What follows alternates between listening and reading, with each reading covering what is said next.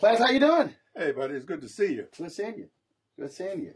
I always ask, as you know, I always ask about your family. Yes, absolutely. Because I think you're an undeserving brother now that I think about it. Okay? And I mean that in the sense that you have such a beautiful wife. Yep. Beautiful parents. But every time I've been with them, they've been so gracious to me. They almost treat me like extended family. Well, they're doing great. Graciousness. Both turned 71 this year. 51 years of marriage in June. So they're doing good. They're doing good. That's good. So back I'll have them in Memphis for the commemoration assassination, because they've never been in Memphis. I said, okay, fine, y'all come along. That's beautiful. This time of year is always interesting because so many people focus on the assassination of Dr. King in April. But they forget, I think, in many ways, why he was in Memphis. I was in Memphis in early February when they had a wreath laying ceremony for the 2 sanitation workers who were killed. And that, to me, I think, is critically important. People have to remember why he was doing what he was doing, not just gave a speech, had a march. Right. It's a very profound, the question is very profound. I should tell you that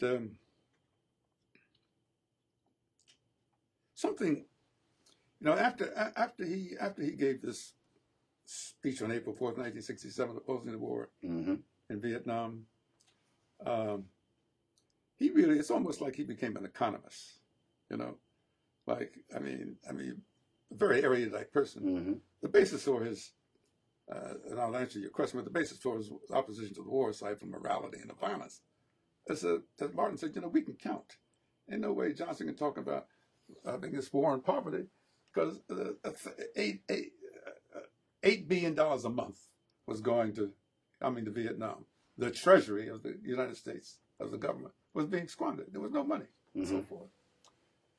And I remember when the question of the Memphis garbage strikers came up, I had initially didn't want him to go, not because I didn't agree with it, but because it conflicted with something else that had asked me to do. And then he's pushing back on me, and then he says, well, if I don't go there, where am I going to go to demonstrate the reality of when I talk about the least of these?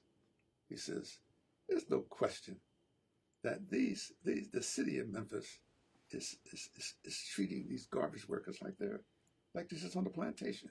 They have no respect for them. No respect for them. All right? And it was a very powerful statement of his continuing war on poverty. And when you think about it, I don't have the stats now, but when you think about it, the wages that they were making, were so awful.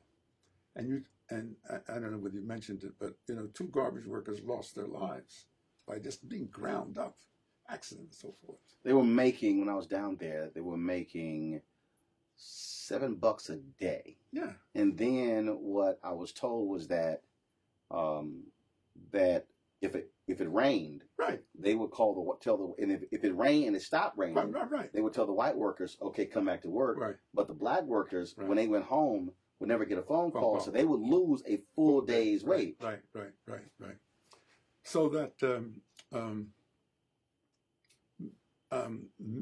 Memphis, by an accident of history, became a very profound symbol, as you can think of those signs. I am a man. Remember those profound signs? Just sign after sign, just says, I am a man. When I talked to Bill Lucy, I said, how'd y'all come up with that? And he explained that. But what was interesting is he said that the strike wasn't about, he said it wasn't about wages.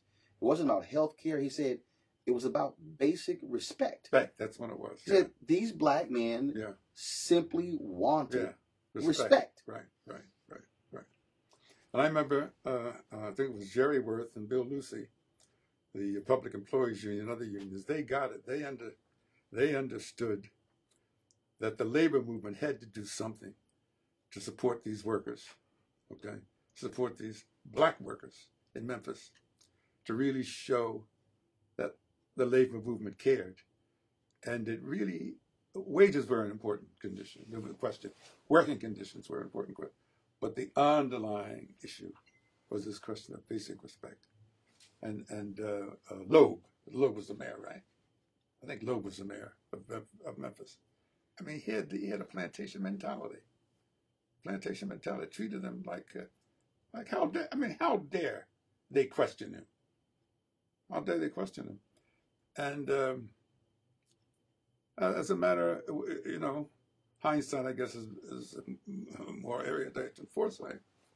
But aside from acting on his conscience, the way in which he articulated, Martin, articulated the importance of the strike, not only to his supporters, but to the public, was very profound. because he got them to see that really this is a basic question of not only manhood and respect, but really basic question of economics. The question that really defined, some people may not agree with this.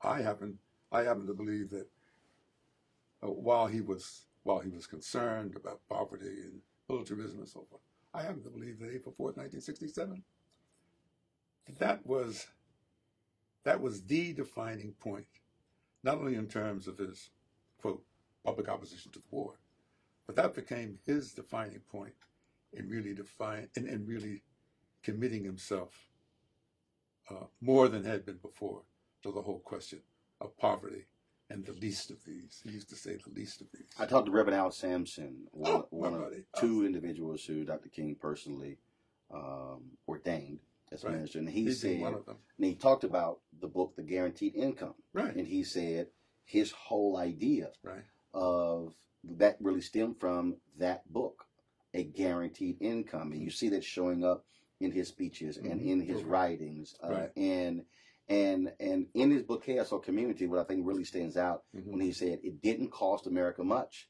for us to be able to sit in, to go to parks, to sit in hotels and swimming pools. He said, now will America write that check, to right all of these wrongs. He said that's going to be the real question. And what really jumped out, and I want you to speak to this, when he said the real issue will be our white allies. They will not be with us. And when you begin to look at American history, after every period, I've always said, you always had black success followed by white backlash. Into the Civil War, Reconstruction, Great Compromise. Civil Rights Movement, then all of a sudden, Civil Rights Movement, then they say, okay, look, we've done enough for y'all. Even President Obama, 8 years. I got it. I see where you're going.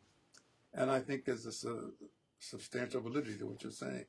I have a shorthand way of saying, at the so-called, not the I Have a Dream speech, August 28, 1963, celebrated personalities. I would say in terms of poll ratings, maybe in a 60% approval rating. That's okay, maybe even greater. When he started dealing with the question of economics and against the war, okay, as celebrated as he was, I would say his poll rating was no more than 40 to 50%.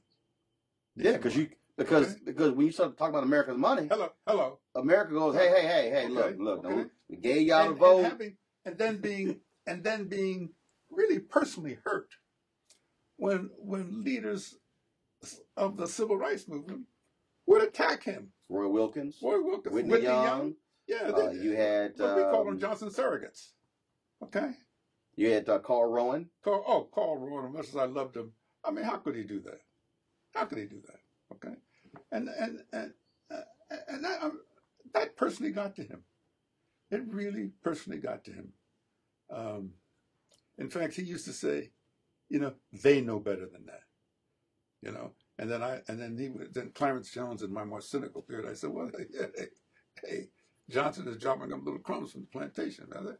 I mean, that's because Whitney Young, the Urban League, these were Negro leaders of those organizations who got along to go along because it was easier for them. Okay, and when I don't know whether it's Roy Wilkins or Whitney Young, but one black leader says, "Well, Martin doesn't have any qualifications. He doesn't know anything about American foreign policy." That sounds like Roy Wilkins. He doesn't know anything about American foreign policy. I mean, give me a break,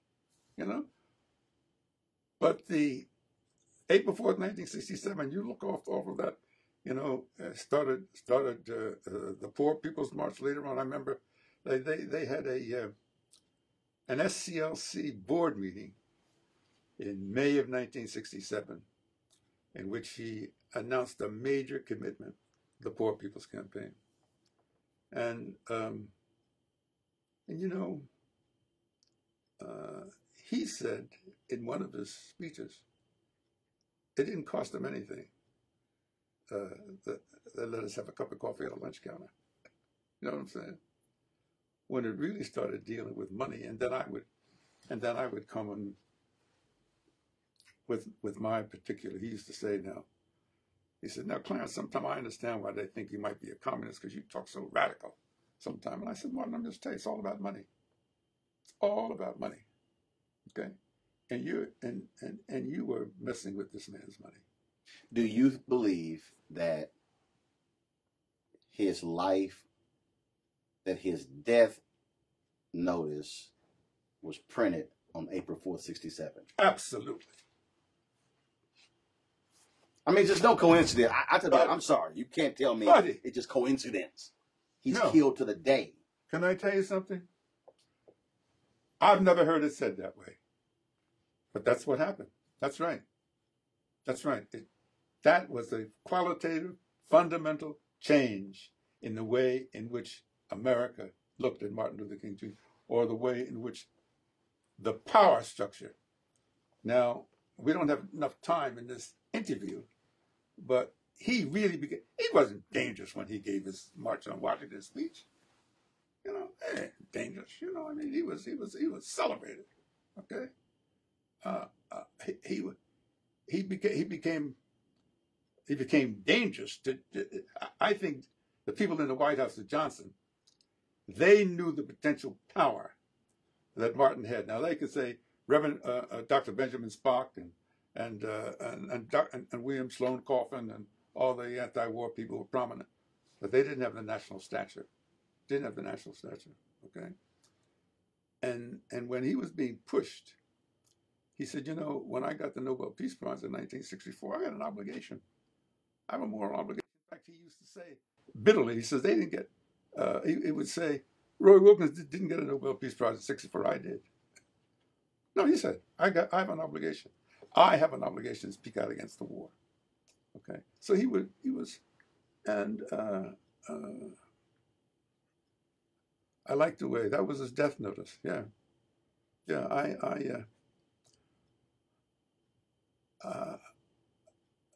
I believe that. We're sitting in the library of the King Papers Project here at Stanford University. And so there is a distinguished, my colleague and brother, Dr. Claiborne Carson, who's a much more erudite, knowledgeable person in African-American history than I am. I have some knowledge. I have profound political beliefs, okay? And I think I can marshal a great deal of evidence to support my beliefs.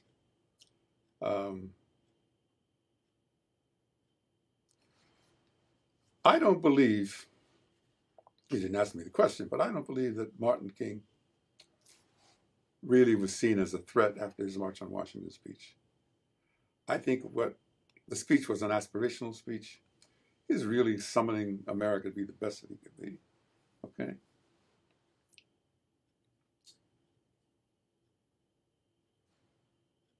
Within 1 year and then a couple of years more, when the Civil Rights Act of 1964 passed, and when the Voting Rights Act of 1965 passed, okay? And you add to that his speech on April 4th, 1967, I'm using the generic now. Mm-hmm. The political power, economic power structures say, hold on now, hold on. That's too much. Well, in fact, I think if you actually take it back even a year earlier, when he decides to go to Chicago, and now he's dealing with housing. Housing, now you're dealing with home ownership. You're still dealing with money. Right. Now you're dealing with these structural issues, and now you've now moved out of the South, and now you're dealing with what's happening in the Midwest. And then, of course, Watts happens. Right. And then all of a sudden he goes to L.A. and not really understanding the depths of poverty in these big cities.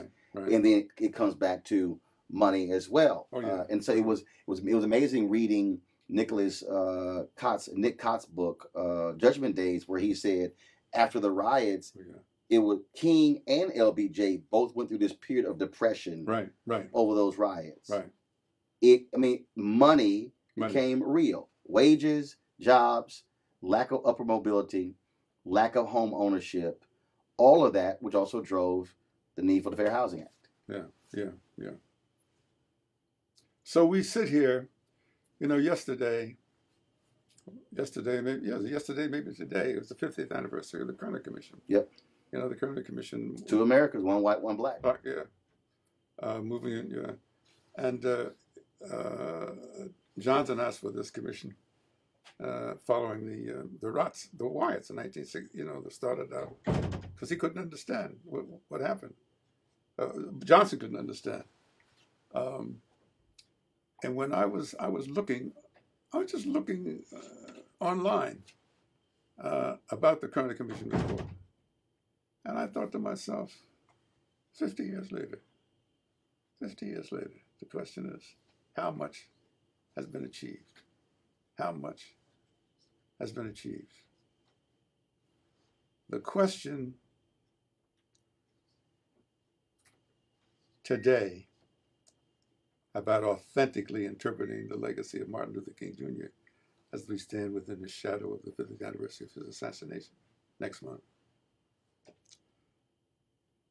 is that wherever possible, I try to, with respect to the opinions that other people have, even I try to do it with scholars who are much more learned than I am in history, I try to get them to look at Martin King, the whole person, and see the context, right? You just said something very chilling, but I think historically accurate. April 4th was really a death. That was April 4th, 1967. And I know some people say, Clarence, he's smarter than that. He sounds like one of those old-time lefties, and so forth. Hello, April 4th, 1967. It's not just what he said in opposing the war, but if you read the speech, the analysis, okay, it's about violence and economics. That's what it is. It's about violence and economics. And he has that poignant question to speak: how can I walk through the ghettos of the cities and tell my young African American brothers that they shouldn't do this, they shouldn't use guns and so forth? How can I do that? And at the same time, stand by and see my country go and kill innocent people far away, or as I like Muhammad Ali has a way of putting it very succinctly. Ain't no Viet Cong ever called me nigger when he refused to. Ain't no Viet Cong ever called me nigger. That was a profound. I think when the press tried to sort of turn the public, even the black public, against Muhammad Ali, one was that he had become a Muslim, and two, he wasn't patriotic, okay? Muhammad just stated it. Ain't no Viet Cong ever called me nigger, okay? And that resonated. It resonated with a lot of people, okay?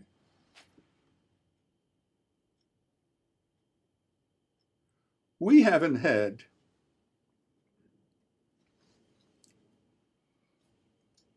in the last 50 years, we haven't had a person of the national stature of Martin Luther King Jr. who could really point the finger to the jugular vein. Now we have, we have erudite. We have my brothers Cornel West, Ta'ishi Coates. We have great intellect and so forth. But I'm talking about people who combine not only analysis, but with action. Remember, we're talking about Dr. Martin Luther King Jr., who had an earned PhD in theology under the tutorship of his most beloved Howard Thurman. Okay? You see these books back here? Mm-hmm. Okay.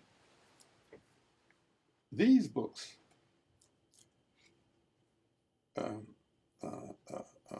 describe. They do a chronology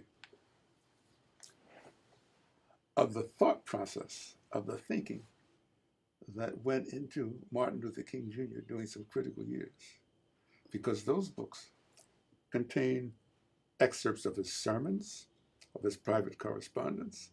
Now, while I was privileged to be political advisor, personal lawyer, and draft speechwriter for 7.5 years, I had nothing to do with his sermons. Okay. In fact, I remember going with him, but I didn't want to go, but he insisted.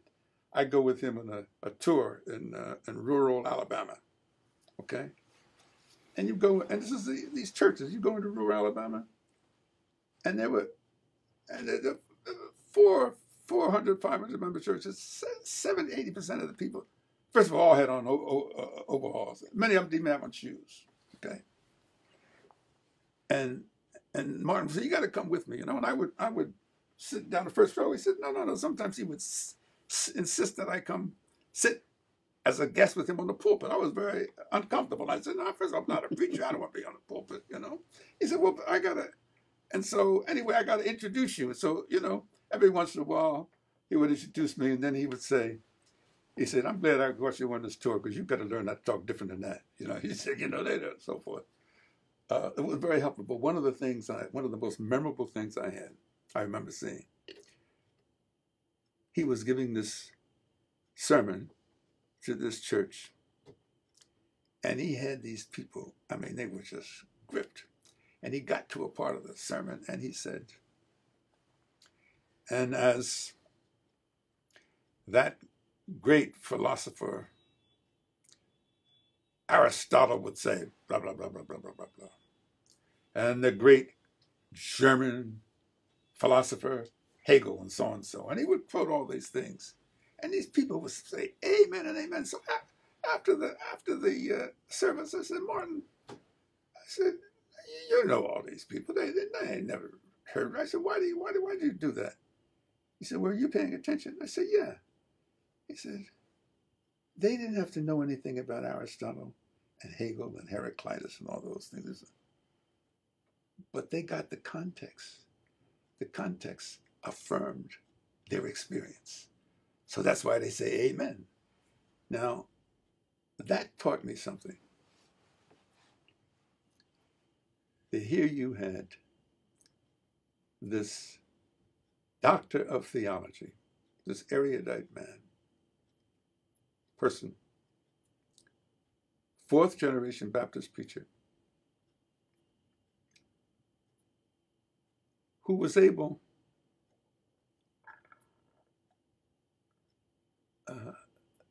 to develop a way. He wasn't imprisoned by the learning. If you want another example of that, you think of this speech he gave after they had marched 51 miles after the in Montgomery. March to Montgomery. Some summit to Montgomery. Yeah, absolutely. Montgomery. Okay.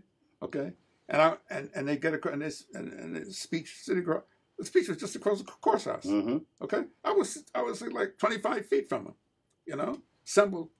And after he says, "Well, you know," he's talking about it, and it's like a call and response. If you read the speech, or you hear the speech, it's a call and response. How long? Not long. Hold on. No, I was there. I saw what happened. Somebody yelled like somebody was saying up there, "Dr. King, how long?" Dr. King told him, "Not long." Okay? And then he picked up, this person said, how long do we have to wait to do this, Dr. King? And he said, "Not long." But then he goes into this peroration about the arc of the universe, the moral arc of the universe is long, but it bends toward justice. How long? Not long.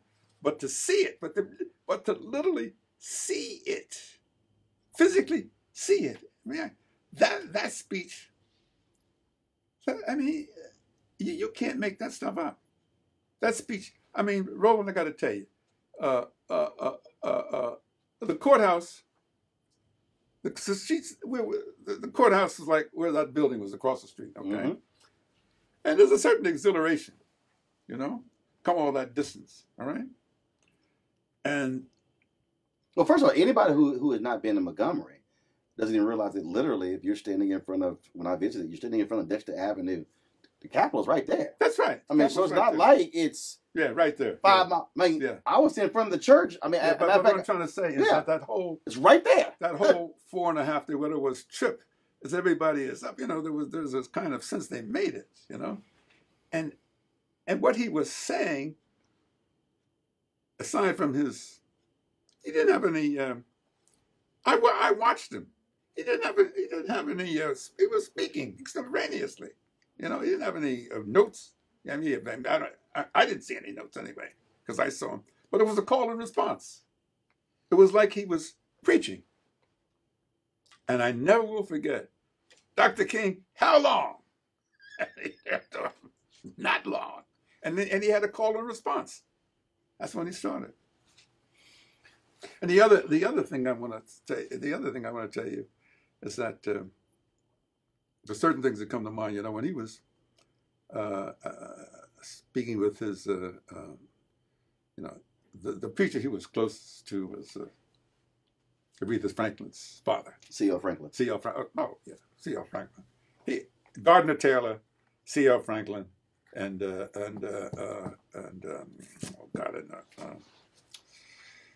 I got 2 or 3 times. They were very close. Okay. And when he was in Detroit, if you look at that speech too, he talks about the dream there, but doesn't get to summer '63. Yeah, June. Yep. I think June 21st, right. Maybe June 25th. But there's a part of it in which he says, it's not very complicated. People ask, well, what do we want? It's not very complicated. He says, what we want can be summarized in 3 words. Is all, here, and now. We want all of our rights. We want them here, and want them now. All, here, and now. I mean, think of the brilliance of that, all, here, and now.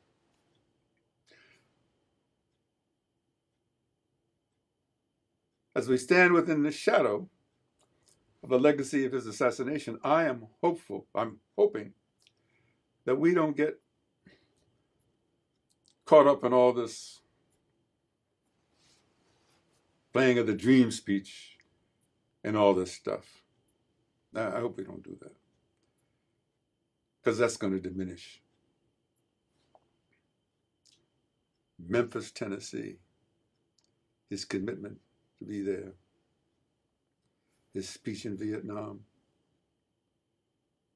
even his erudite speech he made in April '67 when he came to Stanford. Mm-hmm. And certainly there's a speech he made at the Fairmont Hotel in August '67 to the National Association of Negro Realtors and so forth.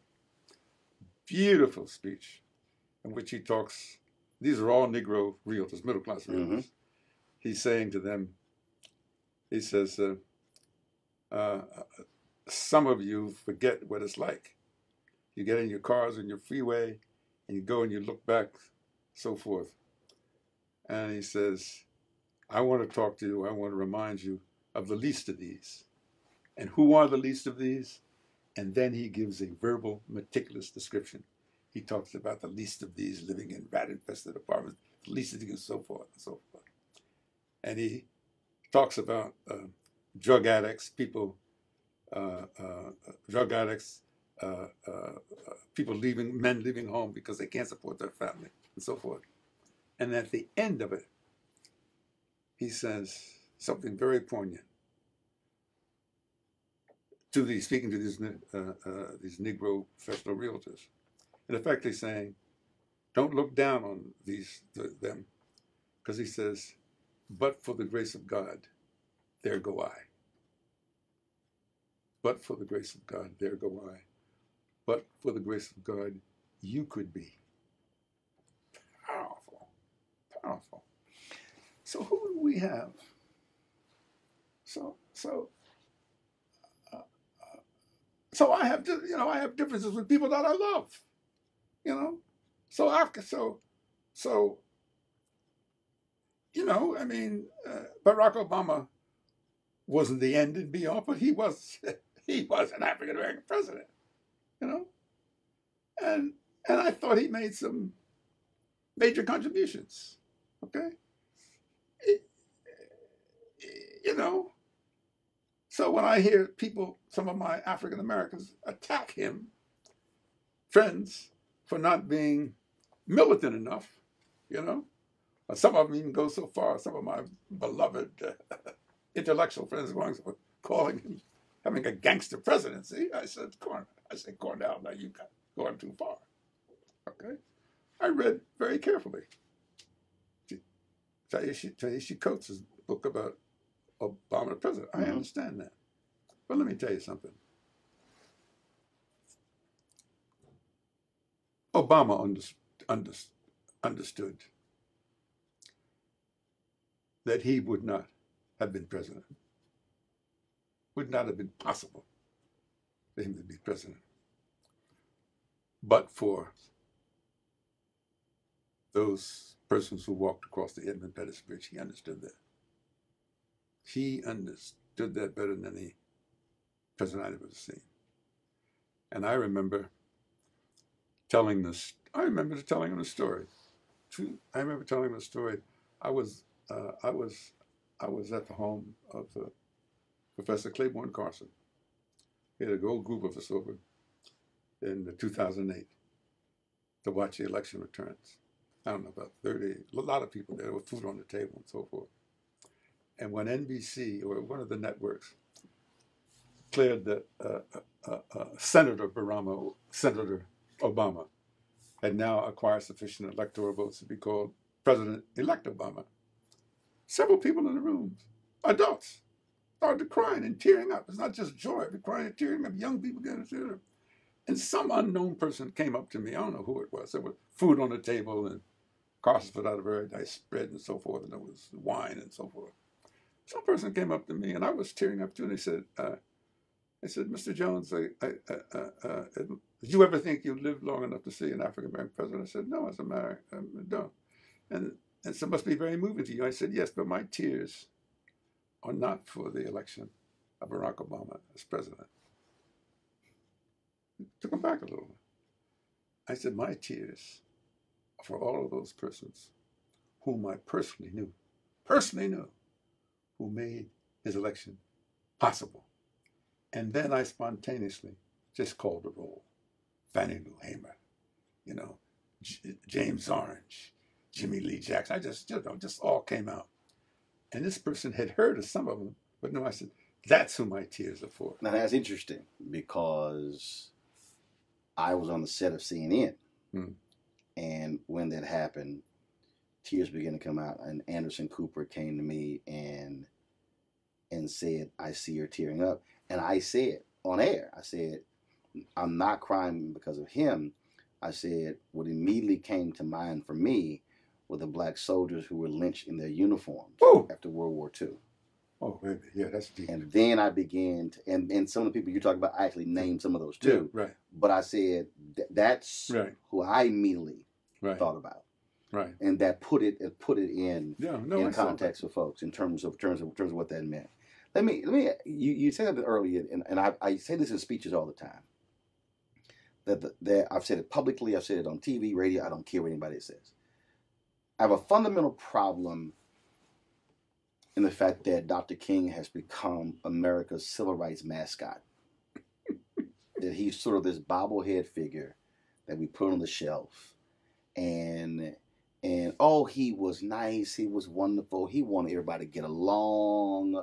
Oh, he was passive, he was just, and then you see these individuals, and not picking any party, but when you see significant numbers of Republicans who will send a notice out or quote him or post a photo, and policies are completely against where he stood. Right. For me, that's offensive. It's not only offensive, it's blasphemous. It's immoral. It's not only offensive, it cuts.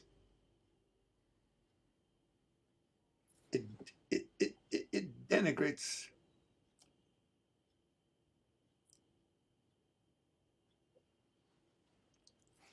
not only the moral sanctity, but the purity of his political commitment. You understand? You got to.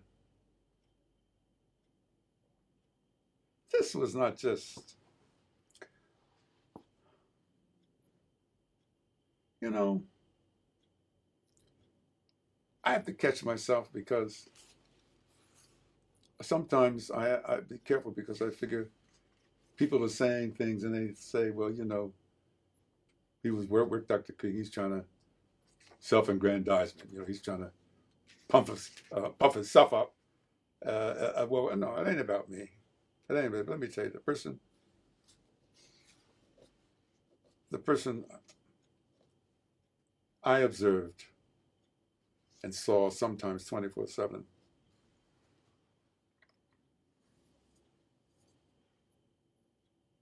was genuinely the conscience of this country. Genuinely. I didn't think so originally. But as I began to work more and more with him, and as I write in my memoir, you know, I was not committed to nonviolence. I told Martin, no, I said, I'm not committed to nonviolence. You got to understand, when I was in the United States Infantry, you know, did the Korean War, you know, I was active in sports. And my attitude when I first met him, I said, a white man comes after me, I'm going to kick his butt, he's going down. You know, oh, Clarence, you can't talk like that. And one of us, Dorothy Cotton, whom I love, and he used to say to Martin, you know, you got to keep Clarence. Don't let Clarence, don't either let him, either insist that he go through one of our programs, but do not let him get in any demonstrations because he will embarrass you because he means what he says. So people ask me, I was never in any demonstration. First of all, he said, well, I was going to look at my lawyers in jail, so forth. You know? But I told him I was not going to come on with this nonviolence. I respect you, Martin, but I will kick the man's butt. And then He said, yeah, you got to stay at home. You got to stay at home. Yeah. But what I'm trying to say to you is then something happened. Something happened between 1967. Something happened in 1967 and 1968. And I then began to say, you know, this is one bad dude. Martin Luther King Jr. was fearful, but he was fearless. Fearful, but fearless. Now, you're close to a religious teaching on our people, right? Mm-hmm. It wasn't just mouthing. No, he genuinely believed that his Lord Jesus Christ could protect him, you know? And he was imbued with all that spiritual stuff and learning and very much influenced by Gandhi, but he generally believed. And the most powerful political statement of that, the day after John F. Kennedy was assassinated, Kennedy was assassinated in June of '68. November 22nd. Oh, John F. Kennedy. Yeah, John F. Kennedy, I'm sorry. John F. Kennedy, November 22nd was a Friday, 1963. And so I couldn't get together. Anyway, he comes up, we meet at LaGuardia Airport on a Saturday, November 23rd. And I remember him deplaning at LaGuardia. And as I come into vision, he says, you see, it's what he said. He doesn't say, Clarence, how are you?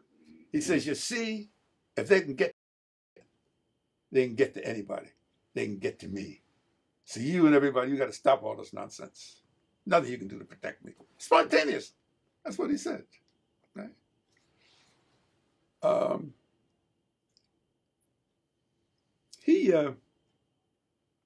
It's beyond the scope of this interview, but you know, he became very depressed in 1967 and 68. Combination of you know, the marshaling the support. Chicago blew him away psychologically. Mm-hmm. Okay. walking, and in Cicero, Illinois,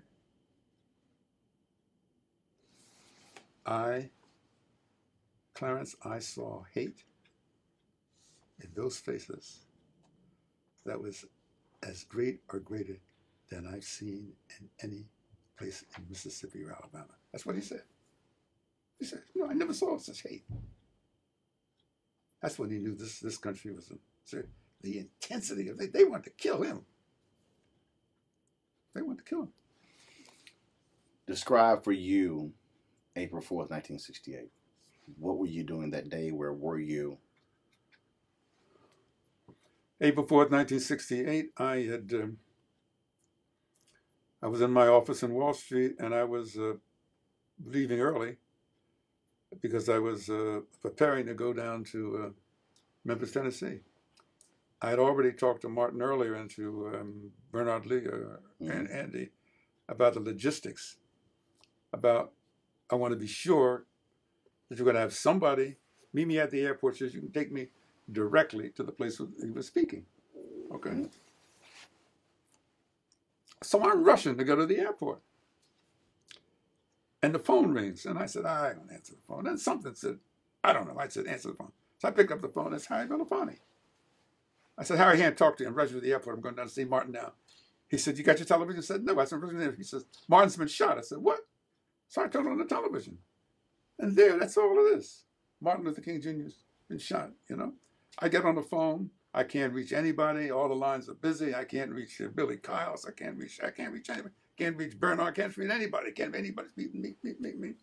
And I'm trying to decide what to do. And the phone rings again.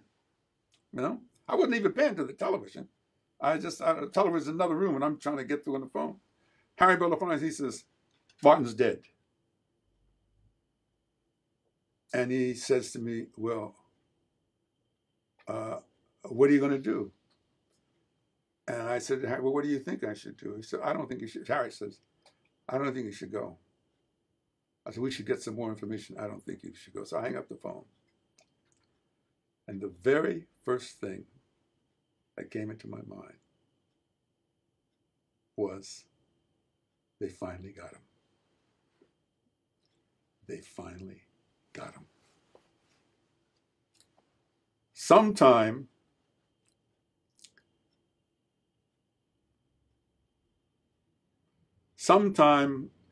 our book ended. Sometime between April 4th, 1967 and April 4th, 1968, I had come to the conclusion that was not a question of whether Martin King would be assassinated. It was only when. And I discussed it very closely with Stanley Levison. And he said, well, this has always been a danger. I know. I said, no, Stanley, you don't understand.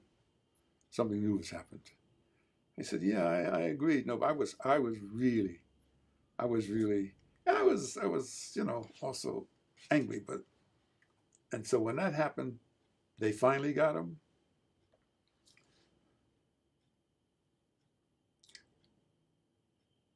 Within that same thought, Roland, you know, your family, I can tell you. I wondered to myself, I said, I don't think I can stay in this country. It's fine. I'm having a conversation. No, I can't stay in this country. I'm Clarence Jones. I said, no, I can't stay in this country. The anger was so seething, you know. And I was drinking more heavily than I drink today. You know, I was drinking, you know, martinis and traveling throughout the South. I was drinking my Jack Daniels and so forth, you know, hanging out. Orville Billingsley, you know, you couldn't have a conversation with Orville Billingsley unless you drank. You know? So I was just, the anger was just beyond. I had made a personal judgment. I said, Clarence, you have to leave this country. That's what I'm talking to myself. I said this to Harry. I said, Harry, I can't stay here. So why? I said, because I don't think I have the discipline. I said, I was afraid. I had such crazy things like, I was 37 years old. He was 39, okay? And I'm thinking to myself, I hear about all these bad guys in the Blackstone Rangers and how they're going to do this. I said, but I was trained in a special forces unit.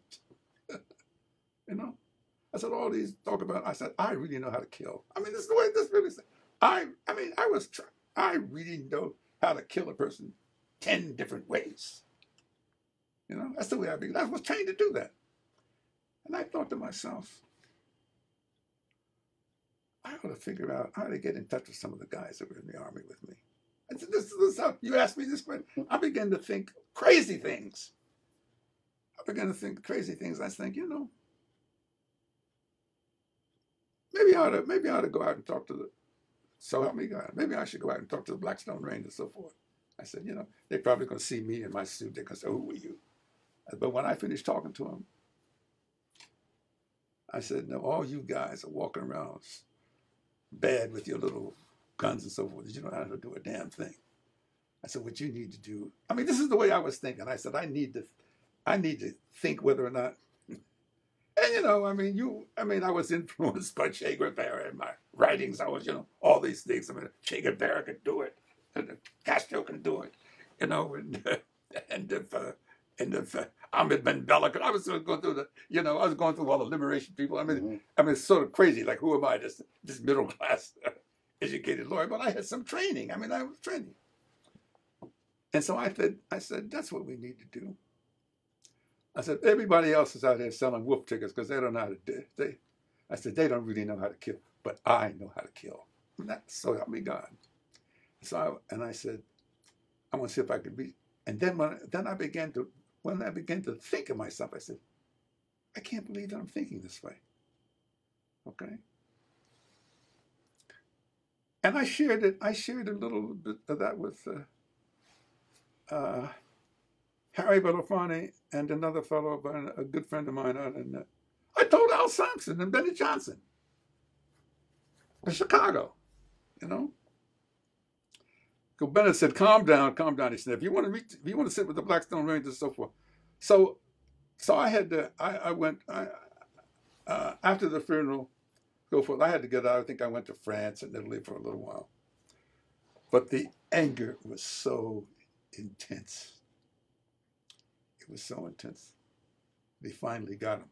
Now, by the way, February 15th, I'm sitting with James Comey in his office, former FBI director. I'm sitting with him for about an hour.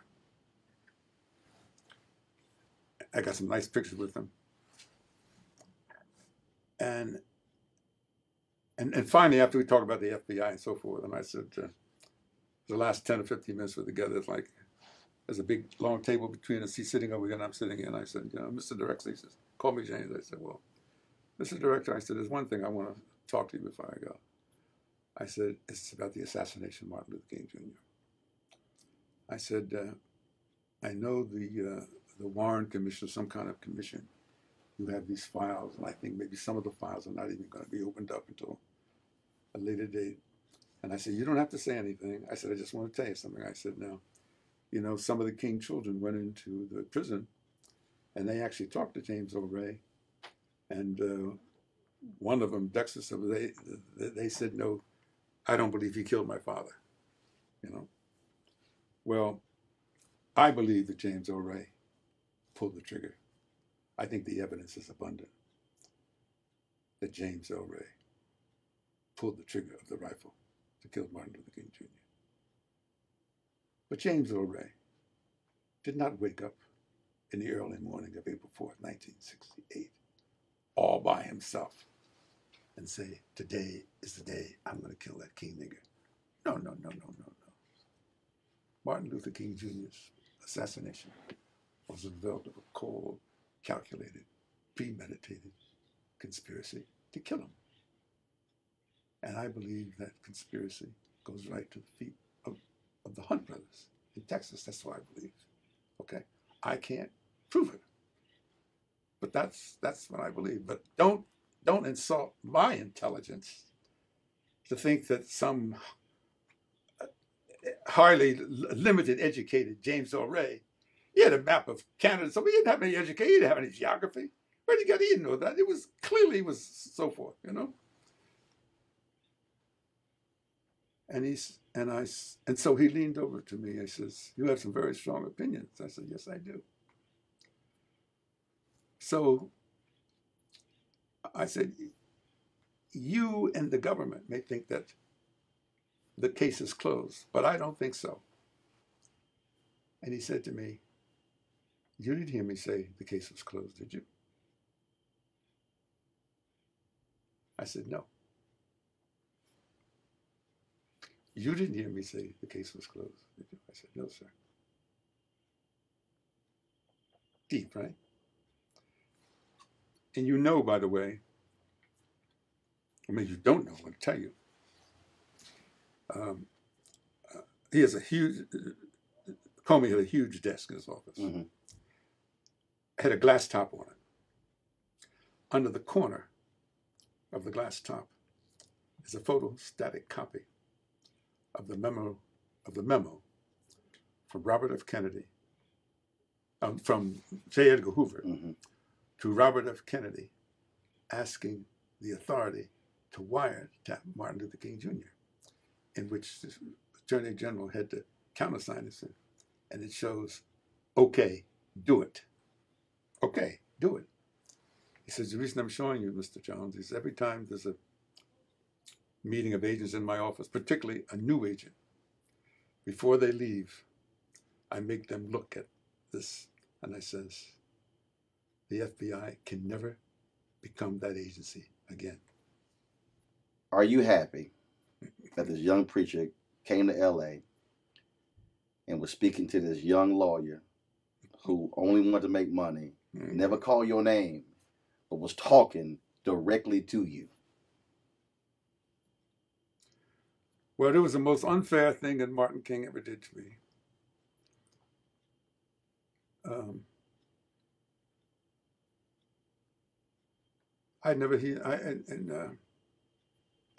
In Reverend H.P. Charles's church in the Baldwin Hills, I'd never heard Martin King speak before.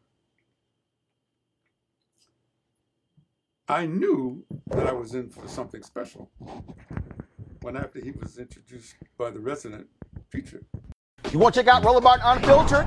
YouTube.com/Roland S. Martin. And subscribe to our YouTube channel. There's only one daily digital show out here that keeps it black and keep it real. It's Roland Martin Unfiltered. See that name right there?